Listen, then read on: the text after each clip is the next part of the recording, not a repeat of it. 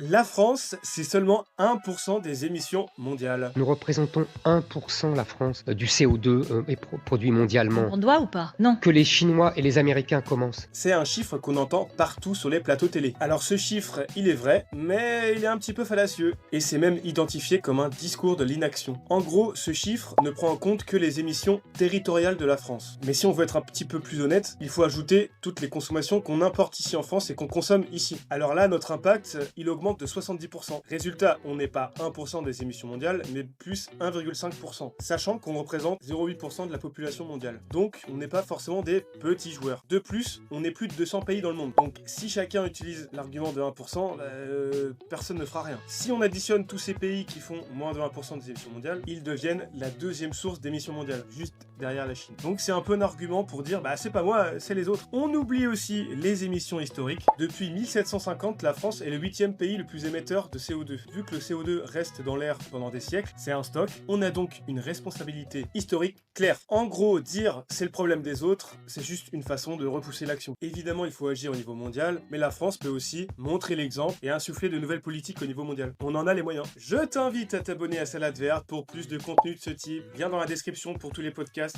et n'hésite pas à me donner des idées pour des prochaines vidéos de ce type.